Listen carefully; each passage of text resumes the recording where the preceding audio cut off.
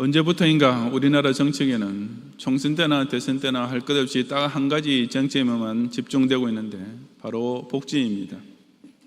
사실 어느 나라나 마찬가지로 우리나라 역시 더 나은 복지 사회를 추구해야 하는 것은 두말할 필요도 없습니다. 하지만 문제는 그 복지 앞에 무상이라는 말을 붙이면서 발생합니다.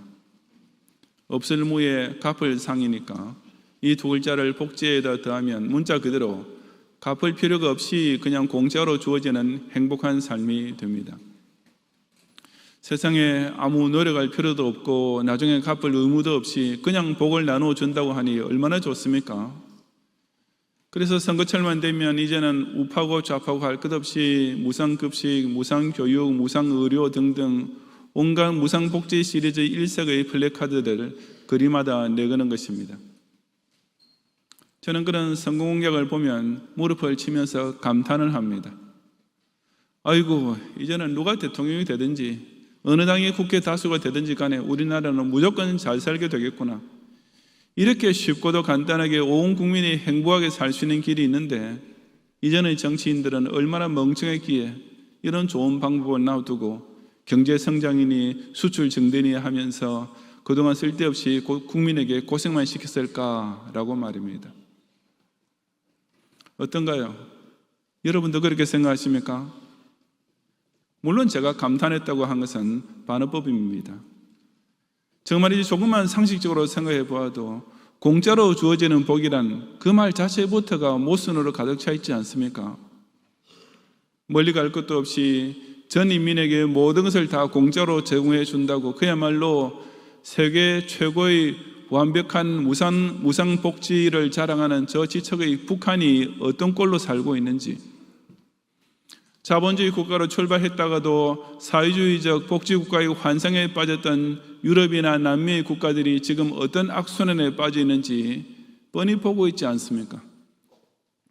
일본만 해도 약 10수년 전 당시 집권당이 그런 무상복지 공약을 했다가 나중에 솔직하게 대국민 사과를 한 적이 있었습니다.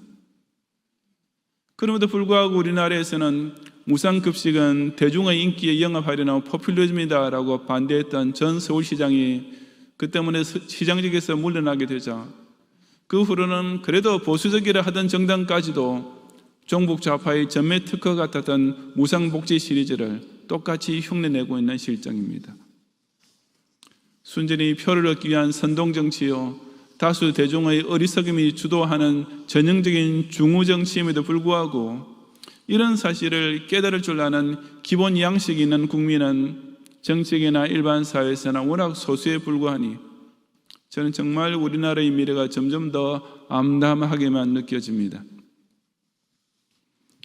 그런 포퓰리즘은 영적 세계에서도 똑같이 일어날 수 있습니다. 오늘 본문은 예수님께서 보리떡 5개와 물고기 2마리로 5,000명을 먹이신 저 유명한 오병이어 사건 직후에 이어지는 내용입니다. 당시 유대인 역시 무상급식이라면 사족을 못 쓸 정도로 좋아했던 것이 분명합니다. 왜냐하면 그들은 그 오병이어의 기적을 맛본 직후에 이구동성으로 예수님을 가리켜 이는 참으로 세상에 오실 그 선지자라, 즉 이 사람이 바로 우리가 고대하던 그 선지자다, 그 메시아다라고 외치면서 예수님을 억지로 붙들어 임금으로 삼으려 했기 때문이었습니다. 그러니 오늘날 대권을 꿈꾸는 후보자로 친다면 예수님으로서는 그 꿈이 그야말로 드라마 제목 넝굴째 굴러온 당신처럼 저절로 찾아온 격이며, 아니 국민의 뜻에 따르겠다는 정치인이라면 결코 거부할 수도 없는 뜻밖의 찬스가 찾아온 셈이었습니다. 그런데 예수님께서는 세상의 정치가 라면 절대로 놓칠 리가 없는 그 호기에 과연 어떻게 반응하셨습니까? 예수님의 반응은 대다수의 예상을 완전히 뒤엎는 반전이었습니다. 이 시간 저는 왜 이 세상에는 예수님을 거부하는 불신자가 항상 다수이고 예수님을 따르는 신자는 오직 소수에 불과한지 그 이유를 함께 참고해 보고자 합니다. 첫째, 예수님에게서 육신적 복만 기대하는 사람은 결국 예수님을 거부하는 다수의 불신자가 되고 맙니다. 60절부터 66절까지 함께 봉독하겠습니다. 제자 중 여럿이 듣고 말하되 이 말씀은 어렵도다. 누가 들을 수 있느냐 한데 예수께서 스스로 제자들이 이 말씀에 대하여 수군거리는 줄 아시고 이르시되 이 말이 너희에게 걸림이 되느냐? 그러면 너희는 인자가 이전에 있던 곳으로 올라가는 것을 본다면 어떻게 하겠느냐? 살리는 것은 여기니 육은 무익하니라. 내가 너희에게 이런 말은 영이요 생명이라. 그러나 너희 중에 믿지 아니하는 자들이 있느니라 하시니 이는 예수께서 믿지 아니하는 자들이 누구며 자기를 팔 자가 누구인지 처음부터 아심이 이르라. 또 이르시되 그러므로 전에 너희에게 말하기를 내 아버지께서 오게 하여 주지 아니하시면 누구든지 내게 올 수 없다 하였노라 하시니라. 그때부터 그의 제자 중에서 많은 사람이 떠나가고 다시 그와 함께 다니지 아니하더라. 아멘. 디베랴 언덕에서 오병이어의 기적을 맛본 군중이 당신을 왕으로 옹위하려는 것을 아신 예수님께서는 즉시 그 자리를 피하신 후 그날 밤에 제자들과 함께 갈릴리 바다를 건너 가버나움으로 오셨습니다. 하지만 무리는 거기까지 끈질기게 예수님을 찾아왔습니다. 그러자 예수님께서는 그들에게 너희가 나를 찾는 까닭은 표적을 본 까닭이 아니요 떡을 먹고 배부른 까닭이로다 라고 하셨습니다.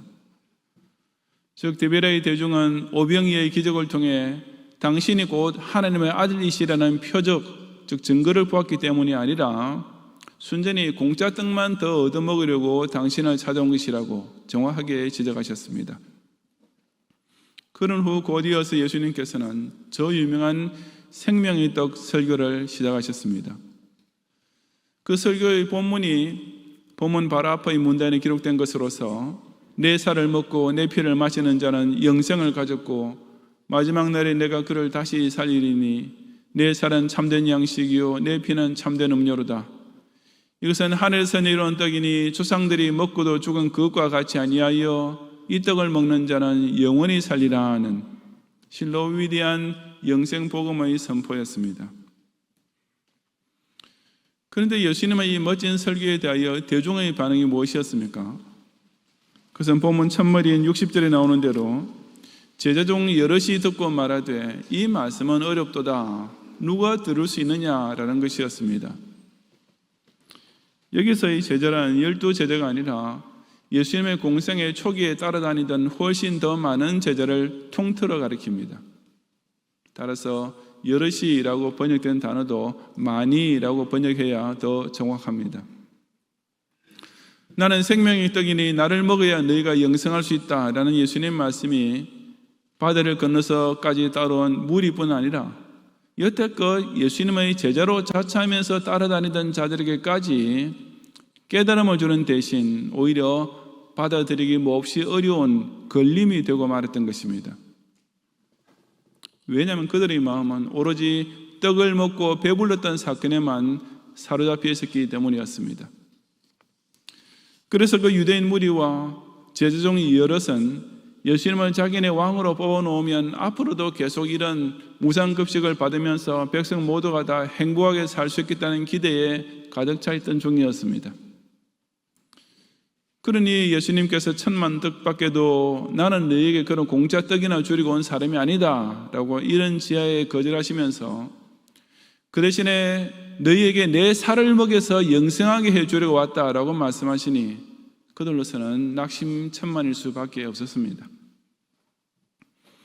그런 어리석은 다수의 우중에게 예수님께서는 너희는 인자가 이전에 있던 곳으로 올라가는 것을 본다면 어떻게 하겠느냐라고 물으셨습니다. 예수님께서 스스로 화육강세한 성자 하나님이라고 선언하신 것이나 당신의 살과 피가 곧 죄인도 영생하게 해주는 생명의 양식이라고 선포하신 것은 사실 인간적으로는 어려운 말씀일 수 있습니다. 하지만 예수님의 부활과 승천은 그 모든 말씀이 진실임을 확증해 주기에 실로 충분하고도 남음이 있었습니다.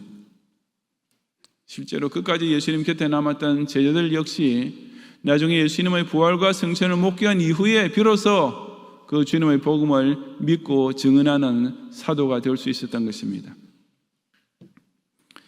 살리는 것은 영이니라는 말씀은 영생구원은 성령을 통해 주어지는 최고의 선물이라는 의미입니다. 반면에 육, 즉 공짜 떡을 아무리 많이 먹어도 죽을 수밖에 없는 육신의 욕구에만 집착하는 것은 결국 무익할 뿐입니다. 그러니 오직 예수님께서 이런 말, 즉 일러 주신 말씀을 성령의 감화 감동을 통해 믿는 자만 그 놀라운 진짜 생명 곧 영생을 얻을 수 있는 것입니다. 그런 후에 예수님께서는 그러나 너희 중에 믿지 아니하는 자들이 있느니라 라고 하셨습니다. 이런 영생복음은 우선 이해하거나 동의해야 할 성격의 문제가 아니라 어디까지나 믿음의 문제라는 뜻입니다. 심지어 12제자 중에서까지 나중에 당신에 대해 실망하고 자기를 팔 자가 나올 것을 예수님께서 아시고 계셨듯이 이런 예수님을 믿는 자보다는 믿지 아니하는 자들이 항상 더 많을 수밖에 없습니다. 그런 결과는 오래 기다릴 것도 없이 그 자리에서부터 당장 나타났습니다. 바로 그 예수님의 말씀이 선포된 그때부터 당장 그의 제자 중에서 많은 사람이 떠나가고 다시 그와 함께 다니지 아니하더라는 즉각적인 반응이 따라왔던 것입니다. 참 어처구니 없지 않습니까? 조금 전까지만 해도 당시 유대 사회의 차기 대선 지지율에서 단연 부동의 1위를 차지하고 계셨던 예수님이셨습니다. 그런데 예수님께서 나는 너에게 공짜떡을 먹여주려고 한 정치적 군주가 아니라 너희에게 내 살을 먹고 내 피를 마시게 해서 영생 구원을 받게 해주려고 온 메시아다라고 설교하면 하시니까 그처럼 들끓고 있던 열기가 한순간에 싸늘하게 식어버렸습니다. 마치 한창 유명세를 타고 있던 연예인이 우선 구설수에 휘말리게 되면 SNS의 팔로워들이나 팬들의 숫자가 순식간에 급감하듯이 당대의 인기 최절정에 이르렀던 예수님이 그 많던 열성적인 팬 무리와 접근의 팔로워 제자 중 겨우 12명만 남기고 하루아침에 몽땅 다 잃어버리셨던 것입니다. 왜냐하면 예수님의 복음은 무슨 세속적인 복을 나누어주는 싸구려 공약이 아니기 때문입니다. 우리 주님께서는 다수의 표심에 영합하기 위하여 눈이 벌게진 정치인처럼 어떤 포퓰리즘의 선동으로서 인기를 얻기에 급급한 메시아가 절대로 아니시기 때문입니다. 그런 까닭에 그때나 지금이나 예수님께로부터 무슨 공짜 떡이나 얻으려고 교회에 한번 나와보는 사람은 반드시 물러가고 다시는 그와 함께 다니지 않게 되는 것입니다. 오래전 우리 교회의 어느 청년이 페이스북에 오늘 X 밟았다라는 제목의 글을 하나 올렸습니다. 내막을 살펴보니 그 청년이 인터넷의 무슨 채팅방에서 교회가 구원의 복음을 전파하는 일에 전력을 다해야 한다는 요지의 발언을 했는데 무려 10명의 반대자들에게 둘러싸여서 교회는 사회정의 구현에 앞장서야 한다는 반론을 받게 되었습니다.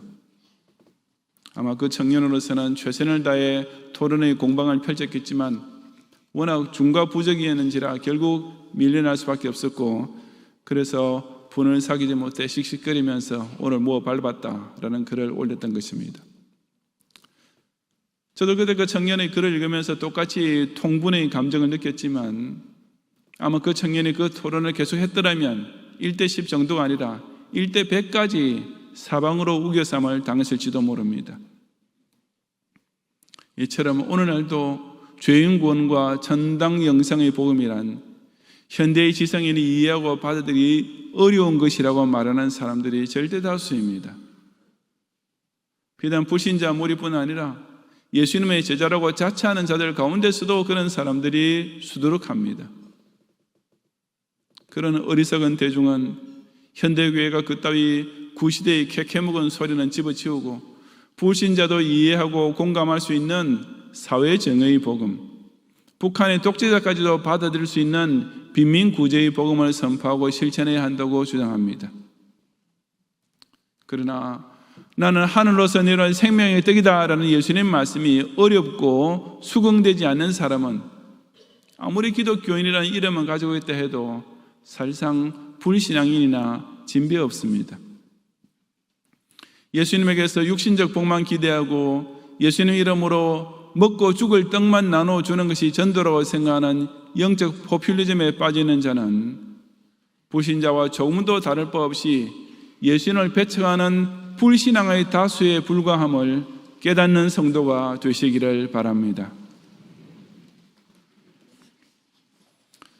둘째로, 예수님에게서 영생의 복음을 발견하는 사람만 끝까지 예수님을 믿고 따르는 소수의 제자가 될 수 있습니다.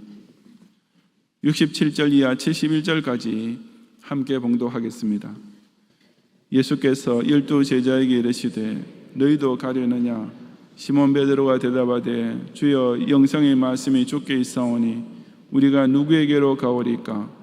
우리가 주는 하나님의 거룩하신 자이신 줄 믿고 알았사옵나이다. 예수께서 대답하시되 내가 너희 12를 택하지 아니하였느냐? 그러나 너희 중에 한 사람은 마귀인이라 하시니, 이 말씀은 가룟 시몬의 아들 유다를 가리키심이라. 그는 12 중에 하나로 예수를 팔자르라. 아멘. 정말 멋진 설교, 나는 생명의 떡이다 라는 설교를 하신 후 대다수의 수종자를 한순간에 읽게 된 예수님의 반응이 어떠하셨습니까? 그렇게 실망스러운 때에 주님께서 당신을 떠나지 않고 여전히 곁에 남아있는 12 제자에게 하신 말씀은 너희도 가려느냐 였습니다. 저는 이 말씀을 읽으면서 우리 예수님께서는 유머 감각도 참 대단하시다고 느꼈습니다. 물론 예수님께서는 그 12 제자만큼은 당신을 떠나지 않을 것을 잘 알고 계셨습니다. 그러니 그런 상황에서 그렇게 나를 좋다고 하며 따라다니던 저 큰 무리와 대다수의 제자들이 이제는 다 나를 떠나버렸는데 그래 너희들도 갈래? 라고 하신 것은 어디까지나 반어법적인 유머가 아니었겠습니까? 예수님께서 너무나 어이가 없어서 하신 그 말씀에 대해 베드로 역시 수제자답게 멋진 대답을 했습니다. 주여, 영생의 말씀이 주께 있사오니 우리가 누구에게로 가오리까? 우리가 주는 하나님의 거룩하신 자이신 줄 믿고 알았사옵나이다 라고 했던 것입니다. 이 말은 나는 생명의 떡이다 라고 하시는 예수님 말씀이 바로 죽을 수밖에 없는 죄인에게 영생을 주는 복음이란 사실을 깨닫고 그런 놀라운 영생 구원의 복음을 선포해 주시는 예수님은 곧 하나님의 거룩하신 독생자이심을 믿는다는 실로 멋지고도 완벽한 신앙 고백이었습니다. 도대체 베드로는 어떻게 해서 그 절대 다수가 어렵다고만 생각했던 사실을 깨닫고 믿고 고백할 수 있었습니까? 그것은 앞서 65절에서 예수님께서 하신 내 아버지께서 오게 하여 주지 아니하시면 누구든지 내게 올 수 없다는 말씀을 통해서 알 수 있습니다. 다시 말해서 그 신앙 고백은 베드로 자신의 양심이나 깨달음을 통해서 나온 것이 결코 아니라 전적으로 하나님의 선택과 소명 때문에 일어나게 된 결과일 뿐이었습니다. 이것이 하나님의 택자에게서만 나타나는 실로 놀라운 기적입니다. 절대다수의 불신자에게는 단연코 믿기 어려운 사실이 하나님께서 만세전에 선택해 주신 자에게는 아주 간단하게 믿고 알 수 있는 사실이 됩니다. 그러므로 아무리 신앙이 좋은 신자라 할지라도 그 신앙은 자기 자신이 그리스도의 복음을 잘 받아들일 수 있는 특별한 지각이나 양심 때문에 생긴 것이 절대로 아니라 오직 하나님의 주권적인 선택 때문에 절로 따라오게 된 선물일 뿐입니다. 하지만 그런 택하심을 입은 신자는 소수에 불과합니다. 그 많던 무리와 제자들 중에 겨우 남은 12이었는데 그 중에 하나마저 마귀였으니 말 다 한 것 아닙니까? 예수님과 동시대를 살았던 무리와 예수님을 직접 따라다니기까지 했던 제자 중에서도 겨우 11명만 영생의 복음을 깨닫고 성자의 예수님을 믿었으니 그 이후 2000년이나 지난 오늘날의 현대사회에서는 더욱 그러하지 않겠습니까? 제가 미국에 있을 때 어떤 코미디언이 비행기 탑승 후 이륙 직전에 승무원이 알려주는 비상착륙시의 요령을 두고 이렇게 우스갯소리하는 것을 텔레비전에서 본 적이 있습니다. 아시다시피 그 요령 가운데 비행기가 불시착하게 되면 뒤로 젖혀놓았던 좌석 등받이를 정위치로 돌려 놓으세요 라는 것이 있습니다. 그 코미디언은 아니 지금 1만 미터 상공에서 비행기가 추락하는 판인데 좌석을 10도 뒤로 젖혀놓으면 사망이고 10도 앞으로 바로 세워놓으면 생존이 된다고요? 라고 하면서 청중을 웃겼던 것입니다. 그 코미디언은 그 10도 차이라는 것이 실제로 사망과 생존을 좌우할 수 있다는 사실을 전혀 모르고 있었습니다. 비행기가 불시착했을 때 승객은 총각을 다투면서 탈출해야 하는데, 만약 모든 좌석이 다 10도 뒤로 젖혀졌으면 승객들이 좌석 사이의 좁은 틈을 빠져나가느라고 최소한 몇 초씩은 더 지체될 것입니다. 그리고 수백 명의 승객이 한 사람당 몇 초씩 늦어지게 되면 그 합계는 몇십 분 이상 될 것이며, 그 사이에 화재나 침수가 발생하면 얼마나 많은 사람이 더 죽게 될지는 아무도 모를 일이 아니겠습니까? 그러므로 불시착 시에 좌석의 등받이를 정위치로 돌려놓으라는 승무원의 말은 그야말로 목숨이 왔다 갔다 하는 중대한 지시입니다. 즉, 그 승무원의 지시사항을 말도 안 되는 소리라고 넘겨버리면 곧 죽음으로 직결되는 것이며, 그것을 생명을 지키기 위한 유의사항으로 잘 듣고 명심하는 사람은 절체절명의 위기 상황에서도 자기 목숨을 지킬 수 있는 것입니다. 예수님의 복음도 마찬가지입니다. 매주일 설교를 들어도 건성으로 듣는 교인, 교회 출석은 하고 있지만 성경 말씀을 통해 구원의 길을 깨닫지도 믿지도 못하는 사람은 결정적인 백보자 심판대 앞에 가서는 똑같이 사망 선고를 받을 수밖에 없습니다. 오직 영생의 말씀이 주께 있사오니 우리가 누구에게로 가오리까 라고 고백하며 그 구원의 구명대로 확실히 착용하고 그 구원주께서 선포하시는 복음의 말씀을 한마디도 빠짐없이 듣고 믿고 지키는 자만 온 세상을 불로 멸하시는 무서운 심판 가운데서도 주님께서 약속하신 새 예루살렘 성으로 영광스럽게 입성할 수 있습니다.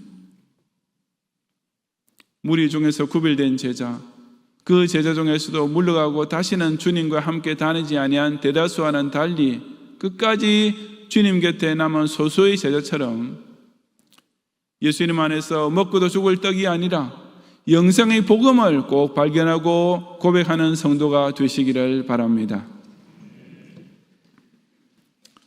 성도 여러분, 이름을 말씀드리면 누구나 다 알만한 미국의 꽤 유명한 목사님이 한 10년 전에 어떤 책을 한 권 내셨는데 당장 수백만 달러의 판매고를 올리는 베스트셀러가 되었습니다.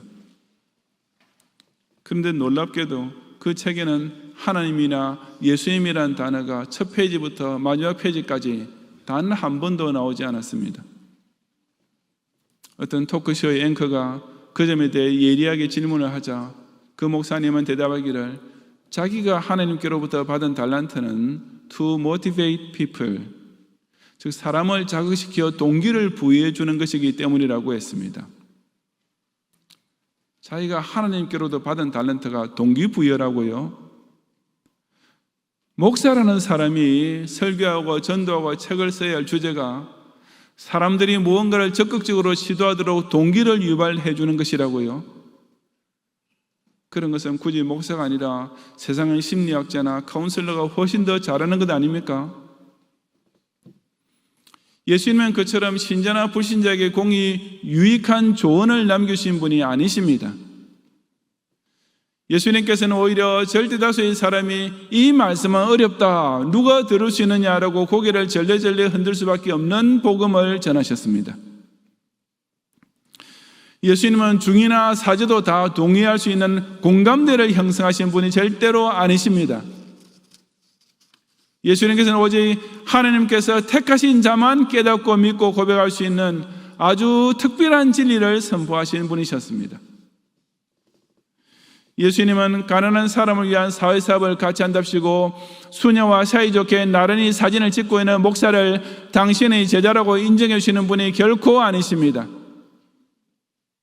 예수님께서는 먹고도 죽을 수밖에 없는 떡이 아니라 어디까지나 한 번 먹으면 절대로 죽지 않고 영생하는 생명의 떡을 죄인에게 나누어 먹여주시려고 이 세상에까지 화요강세하신 성자 하나님이십니다.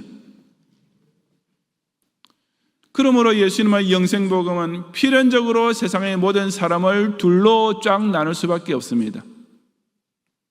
그것은 믿는 자와 믿지 않는 자로 확실히 나누며 제자와 배교자를 명백하게 구분시키며 천당 구원을 받는 자와 지옥 영벌에 떨어질 자를 그야말로 칼같이 나누는 복음입니다.